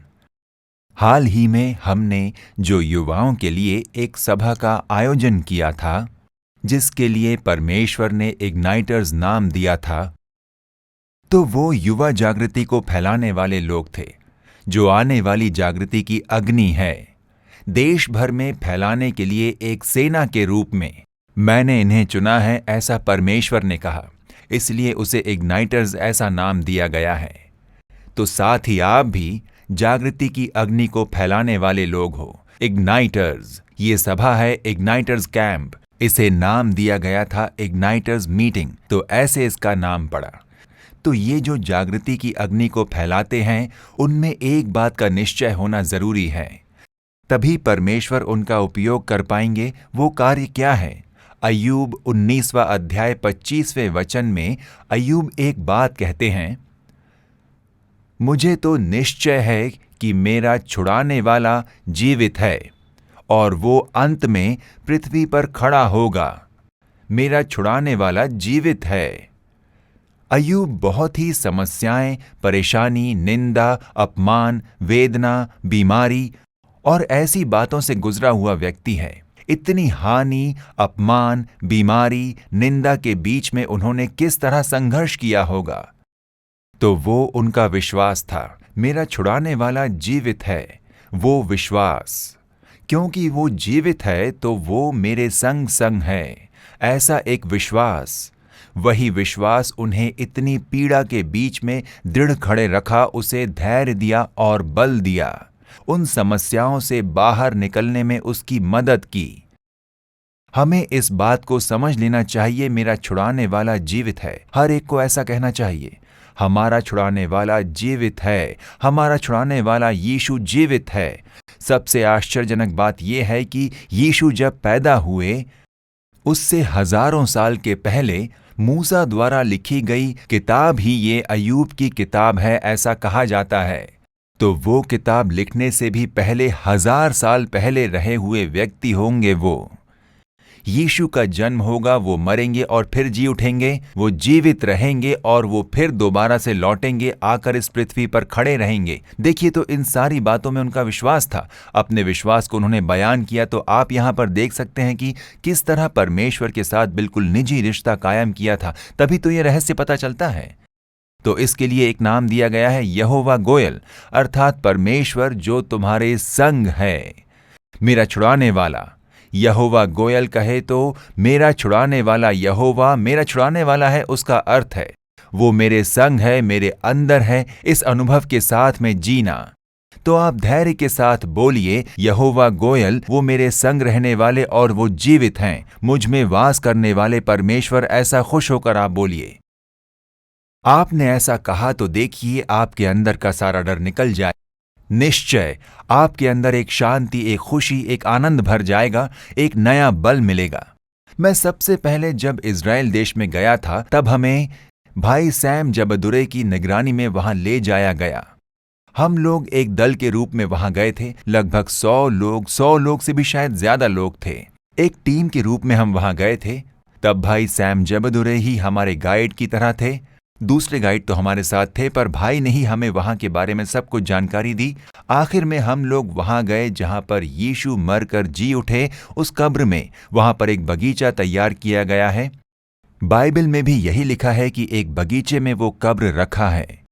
उस जगह पर आराधना, प्रभु भोज की आराधना हम कर सकते थे। अगर 10 लोग रहे तो उसके लिए अलग जगह है, और अगर 50 लोग या 100 लोग हों तो उसके लिए एक अलग जगह थी। वहां पर प्रभु भोज के लिए दाखरस और रोटी वहीं पर उपलब्ध था।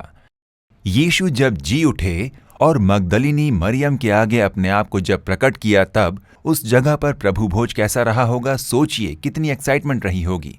उससे पहले हम लोग गोलगाथा, जहां पर यीशु मसीह को क्रूस पर लटकाया गया था, वो स्थान मनुष्य के कपाल जैसी वो जगह थी जिसका नाम था गोलगाथा पर्वत। यीशु ने जहां से क्रूस उठाया था, उन्हें जहां पर मारा गया था, कांटों का ताज पहनाया गया था, कोड़ों से मारा गया था, अपने लहू को बहाते हुए जिस यरूशलेम की गलियों से वो निकले थे, उन सभी जगहों को हमने देखा। फिर गोलगाथा के ऊपर जहां पर यीशु को क्रूस पर लटकाया गया था, गाइड्स ने जैसे जैसे हमें इनके बारे में बताया, मेरे मन में बहुत बोझ आ गया कि यीशु ने मेरे लिए कितनी पीड़ा उठाई है, कितना मार सहा उन्होंने, लहू का आखिरी कतरा बहा दिया। तो वो सब देखकर आने के बाद जब प्रभु भोज के लिए हम लोगों ने अपने आप को तैयार किया, तब मैं पीछे की ओर बैठा था। भाई सैम आगे बैठकर आराधना चला रहे थे और मैं वहीं पर पीछे एक बेंच में बैठकर प्रार्थना कर रहा था। यीशु की पीड़ा और उन्होंने जिस तरह लहू बहाया, उसे याद कर करके मेरी आंखों से आंसू रुक नहीं रहे थे। मैंने सिर को नीचे करके रोता जा रहा था और भाई सैम आराधना चला रहे थे। आपके लिए बहाया गया लहू और आपके लिए तोड़ा गया शरीर, ऐसा कहते हुए वो आराधना की अगुवाई कर रहे थे। मैं अपने सिर को नीचे लटकाकर रोता जा रहा था। यीशु ने क्रूस पर जितनी पीड़ा उठाई, उनका शरीर तोड़ा गया, उनका लहू बहाया गया, उसको स्मरण करते हुए मेरी आंखों से आंसू रुकने का नाम नहीं ले रहे थे। मन में एक बहुत बड़ा बोझ और दुख भर गया था। तो देखिए, वो लोग आराधना चला रहे थे और मैं रो रहा था, और अचानक ही मेरे कानों में एक आवाज सुनाई पड़ी। जो आवाज मेरे कानों में पड़ी वो मेरी नसों में समा गई, मेरी टिश्यूज के अंदर, हर एक सेल के अंदर समा गया और मुझे झकझोर के रख दिया। वो क्या शब्द थे, मैं मर गया था और अब देख मैं युगानुयुग जीवता हूं। वो आवाज मेरे कानों के अंदर घुल गया था और मेरे शरीर में मेरी नसें और सेल्स हिल गए थे। उस तरह की एक आवाज आई मेरे हृदय में। मैंने महसूस किया मैं तो बस उनकी पीड़ा और मौत के बारे में सोचकर दुख के साथ बैठा था। तब प्रभु ने कहा, मैं मर गया था और अब देख मैं युगानुयुग जीवता हूं। बस उतना ही मेरा सारा दुख चला गया, मेरा सारा दुख दूर हो गया। उनको कितने मार सहने पड़े, कष्ट सहने पड़े, दुख हुआ होगा, पर अब वो जीते हैं। वो जी उठे और मौत पर प्रबल हुए, शैतान को हराया, दुनिया पर जीत पाया और अब मेरे संग है। मेरा छुड़ाने वाला जीवित है। एक बहुत बड़ी खुशी मेरे मन में पूरी तरह से समा गई। मेरे आंसू थम गए, दुख दूर हो गए, आनंद और खुशी छा गई मेरे मन में और खुशी के साथ मैंने उस प्रभु भोज में भाग लिया। पर फिर भी वो आवाज कई घंटों तक मेरे शरीर के हर एक भाग में कार्य कर रही थी। वो प्रभाव कई घंटों तक मेरे शरीर में जान पड़ रहा था। मैं मर गया था और अब देख मैं युगानुयुग जीवता हूं। प्रकाशित वाक्य 1 अध्याय और 18वें वचन में आप ये वचन पढ़ सकोगे। वो जानकर मुझे बहुत खुशी हुई। देखिए, मेरा छुड़ाने वाला जीवित है। अय्यूब को वो पहले ही पता चल चुका था। वो जानते थे कि मेरा छुड़ाने वाला जीवित है और मैं उन्हें देख लूंगा, ऐसा वो लिखते हैं। आगे अगर आप पढ़ोगे तो जानोगे। और क्योंकि वो जीवित है इसलिए आपका दुख, आपका डर, आपकी निराशा सब ही आपसे दूर हो जाएंगे।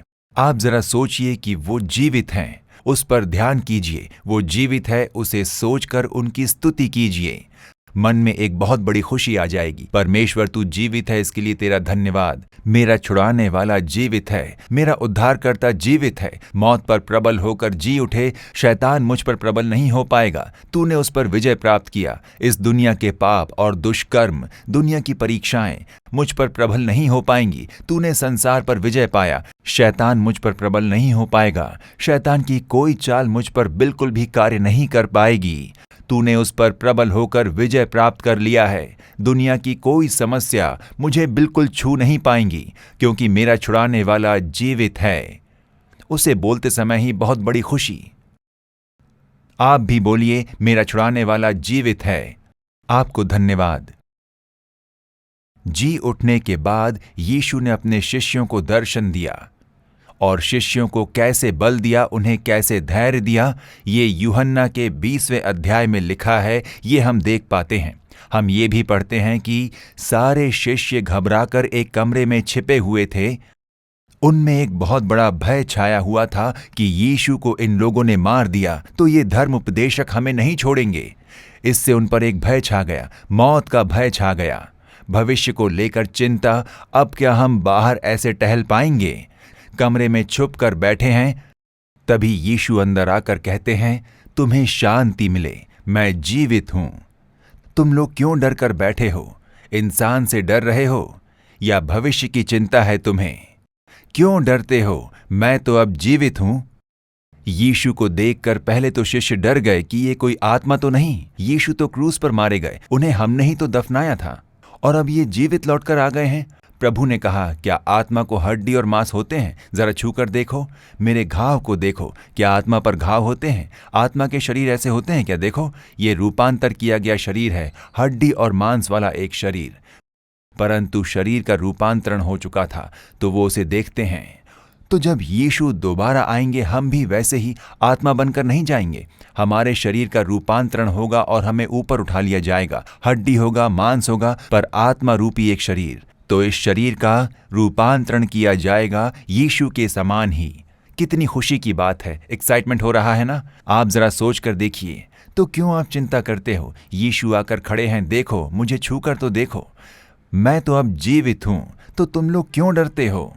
इंसानों से मत डरो, भविष्य के बारे में चिंता मत करो। मौत पर विजय पाकर मैं जी उठा हूं, मौत की फिक्र मत करो। सबसे पहले उन्होंने डर को निकाला। डर निकलकर शांति छा गई। तब यीशु ने कहा, मेरा सामर्थ मैं तुम्हें देता हूं, मेरी आत्मा से मैं तुम्हें भरता हूं, मेरा अभिषेक मैं तुम पर उड़ेलता हूं। तुम्हें आत्मा से भरना जरूरी है ताकि तुम लोग सुसमाचार सुनाओ। जैसे पिता ने मुझे भेजा है, मैं तुम्हें भेजता हूं। यूहन्ना 20वां अध्याय 19 से लेकर 22 वचन तक जब आप पढ़ोगे, प्रभु कहते हैं, तुम लोग जाओ। आप लोगों से भी वही कहते हैं, अग्नि को फैलाओ। You are इग्नाइटर्स। तुम्हें ज्योति को फैलाना है। ज्योति मिला है तुम्हें, पवित्र आत्मा से भरे जा चुके हो, अभिषेक मिला है तुम्हें, वो आपके अंदर है, आप रख नहीं पाओगे, उसे फैलाना जरूरी है। सुसमाचार को फैलाओ, यीशु के बारे में औरों को बताओ, यीशु के सामर्थ्य के बारे में औरों को बताओ। आप लोग जब जाओगे और यीशु का सुसमाचार दूसरों के साथ बांटोगे, तब क्या यीशु सिंहासन पर बैठकर तुम लोग जाकर आओ ऐसा कहेंगे क्या? नहीं। पवित्र बाइबल में मरकुस रचित सुसमाचार 16वें अध्याय को आप निकाल लीजिए। पवित्र मरकुस रचित सुसमाचार 16वां अध्याय आखिर के 2 वचनों को आप पढ़िए, आपको बहुत ही आश्चर्य होगा। प्रभु यीशु उनसे बातें करने के बाद स्वर्ग पर उठा लिया गया और परमेश्वर की दाहिनी ओर बैठ गया। यीशु जो जी उठे थे वो स्वर्ग पर उठा लिया गया और परमेश्वर की दाहिनी ओर बैठ गए, वो सिंहासन पर बैठ गए। अब अगला वचन कहता है, और उन्होंने निकलकर, तो यह इग्नाइटर्स अग्नि से भरे जा चुके हैं। वो लोग क्या करते हैं? उन्होंने निकलकर हर जगह प्रचार किया। उन लोगों ने प्रभु के बारे में बताया, उनका सुसमाचार सुनाया। तब क्या होता है? और प्रभु उनके साथ काम करता रहा। Jesus was working with them, उन लोगों के साथ वो कार्य कर रहा था। और उन चिन्हों के द्वारा जो साथ साथ होते थे, वचन को दृढ़ करता रहा। आमीन। तो ये आखिरी वचन है। तो देखिए, यीशु एक आज्ञा देकर उन लोगों को भेजते हैं, जाओ सुसमाचार सुनाओ, जागृति की अग्नि फैलाओ। ऐसा कहकर वो चुपचाप यहां पर नहीं बैठे थे, तो वो उनके संग जाते हैं। I will come with you wherever you go. किसी नगर में जा रहे हो, शहर में जा रहे हो, किसी घर के अंदर जा रहे हो, कॉलेज में जा रहे हो, जहां कहीं भी आप सुसमाचार सुनाओगे, I will be with you, I will come with you. मैं आप लोगों के साथ आऊंगा, आप लोगों के साथ कार्य करूंगा, आप लोगों के साथ चलूंगा। क्या कार्य होगा? अद्भुत कार्य होंगे, चिन्ह दिखेंगे, बीमारों को चंगाई मिलेगी। इसलिए पतरस के द्वारा, पौलुस के द्वारा, स्टिफनुस के द्वारा, फिलिपुस के द्वारा जो कुछ भी हुआ वो बाइबल में लिखा है ना, वो सब अब आपके द्वारा होने जा रहा है। शैतान भागेगा, बीमार चंगे हो जाएंगे, मरे हुए जी उठेंगे, अद्भुत चिन्ह दिखेंगे। और ये सब किस लिए? क्योंकि यीशु क्रिया करने के लिए आपके संग चलेंगे। वो सिद्ध करेंगे कि वो आपके संग जीवित हैं। इसलिए तो आप सभी चुने हुए लोग हैं। इस अग्नि को फैलाने के लिए आप लोग चुने गए हो। इसलिए वो सबसे पहले तो जीवित है। इस विश्वास को आप बिल्कुल छोड़िए मत। उसी विश्वास में बल पाइए, उसी विश्वास के साथ प्रभु की स्तुति कीजिए। मेरा छुड़ाने वाला जीवित है, इसलिए मैं डरूंगा नहीं, ऐसा बोलिए। मेरे संग है, वो मेरे अंदर है और मुझे अग्नि के साथ भरा है। जहां पर भी वो मुझे भेजेंगे, मैं वहां पर जाकर ज्योति फैलाऊंगा। अगर आप उस निश्चय के साथ जाओगे तो आप जहां कहीं भी जाओगे वहां आश्चर्य कर्म होगा। बीमार चंगे हो जाएंगे, दुष्ट आत्माएं भाग जाएंगी, सारी बाधाएं दूर होंगी। आप जहां कहीं भी जाओगे वहां पर दुष्ट आत्माएं चिल्लाने लगेंगी। ये सब होने जा रहा है, आप लोगों के द्वारा होने जा रहा है। जैसे प्रेरितों के 8वें अध्याय में फिलिपुस के द्वारा सामरिया के एक नगर में लकवे लोग चंगाई पा रहे थे, अन्य बीमार लोग भी चंगाई पा रहे थे, दुष्ट आत्माएं निकलकर भाग रही थी। ये सब प्रभु आपके द्वारा करेंगे और उसके लिए आप लोगों को चुना गया है। You are the igniters. आप लोगों को वो अग्नि फैलानी है, यीशु नाम की वो अग्नि, पवित्र आत्मा नाम की अग्नि, जागृति की अग्नि को फैलाना है। आपके द्वारा ही वो सामर्थ्य प्रकट होने जा रहा है। उसके लिए अपने आप को अर्पण कीजिए। हे प्रभु, आप जीवित परमेश्वर हैं, ऐसा मैंने जान लिया है। मैं कभी भी उस पर कोई संदेह नहीं करूंगा, उस पर मैं निर्बल नहीं बनूंगा। मेरा छुड़ाने वाला जीवित है, मेरे संग है वो, मेरे अंदर है वो और मेरे साथ चलता है। मैं जहां कहीं भी जाता हूं वो मेरे संग रहकर क्रिया करता है। इस बात पर विश्वास कीजिए। विश्वास के साथ आप कार्य कीजिए और आपके द्वारा बड़े कार्य होंगे। अभी हम प्रार्थना करने वाले हैं। हे प्रभु, मैं एक जागृति की अग्नि को उठाकर चलने के लिए आपके द्वारा चुना गया हूं या फिर आपके द्वारा चुनी गई हूं। Lord, I am an igniter.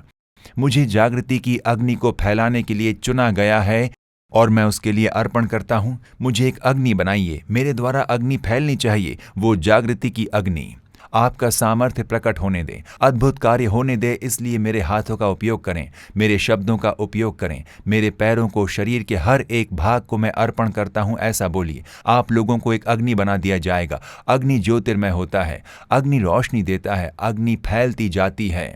आप लोग वैसा ही बनोगे, आप लोग प्रकाशमान होंगे। अंधकार को ज्योतिर्मय करने जा रहे हो, आप लोग फैलते जाने वाले हो। आपके द्वारा ही अग्नि फैलने जा रही है और उसके लिए मैं अब प्रार्थना करने जा रहा हूं। सभी लोग अपनी आंखों को बंद करके दाहिने हाथ को ऊपर उठाइए, प्रार्थना कीजिए। हे प्रभु, मैं जागृति की अग्नि को फैलाने के लिए चुना गया हूं। या चुनी गई हूँ, वो पूरी होने के लिए हम अपने आप को समर्पित करते हैं। मेरे ऊपर वो अग्नि और अधिक सामर्थ्यशाली रूप से उतर आने दे, मुझे भर दे, मैं अग्नि बनकर उठकर ज्योतिर्मय हो जाऊं। उसकी रोशनी द्वारा अंधकार मिट जाए, उस रोशनी को फैलने दे, उस अग्नि को फैलने दे। ऐसे अपने आप को समर्पित करें। हे पिता, तूने इन बच्चों को फैलने वाली अग्नि के समान चुना है और अलग किया है, और तूने उन्हें इस काबिल बनाया है, उसके लिए तेरा धन्यवाद। हे पिता, ये बेटा ये बेटी जागृति की अग्नि फैलाएंगे, उसके लिए तूने इन्हें चुना है, उसके लिए तूने इनका अभिषेक किया है, और उसके लिए तू रास्तों को खोल कर देता है। अभी तेरी अग्नि इन पर सामर्थ्यशाली रूप से उतर आने दे, सारी निर्बलताएं दूर हो जाने दे, शैतान की दुष्ट आंखें नष्ट हो जाने दे।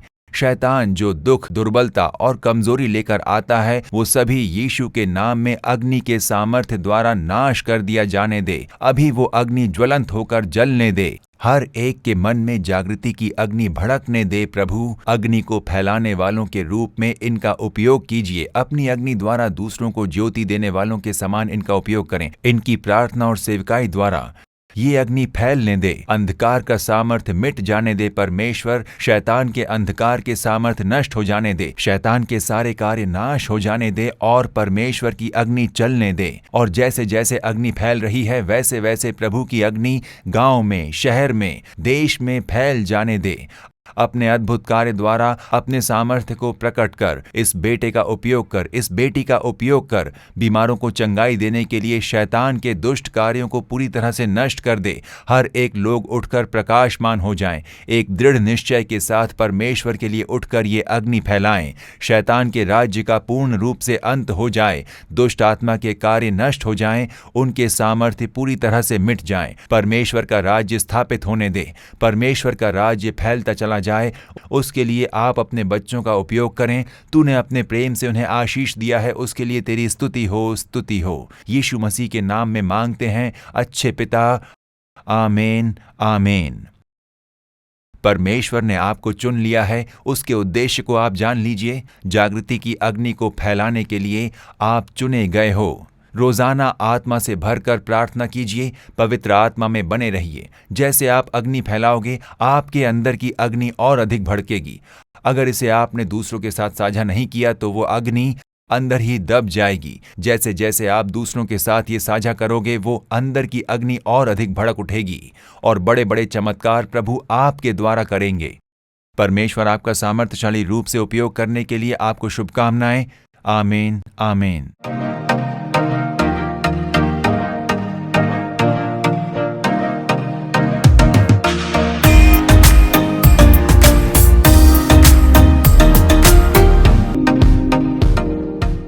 ओके फ्रेंड्स, आपको ये कार्यक्रम अच्छा लगा होगा करके मैं विश्वास करती हूँ।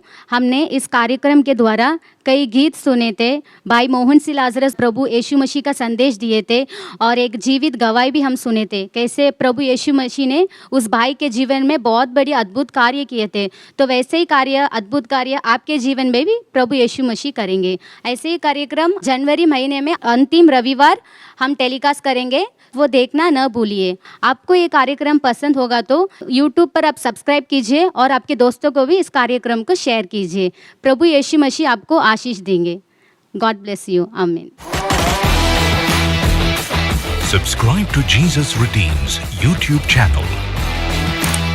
Watch Jesus Redeems programs 24/7 at Comforter Digital Channel in Tamil and Kannada languages in various platforms. Log on to www.comfortertv.com. Download Comforter TV Android app, Apple iOS app, Android Smart TV app, Amazon Fire TV, Apple TV app. Listen to Comforter Radio 24 hours for audio streaming of messages and songs in www.comforter.fm. Follow Jesus Redeems at Facebook, Instagram, Twitter.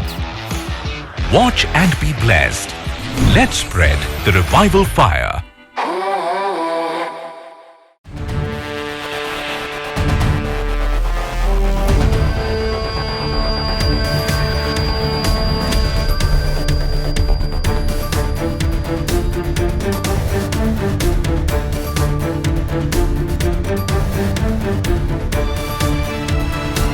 are watching Comforter Digital Channel, your true comforter. For further details and prayer support, contact Jesus Redeems Ministries, Nalumavudi, Thoothukudi District, 628-211. Our phone number 04435 454545. info@jesusredeems.org. Our website www.jesusredeems.com. God bless you.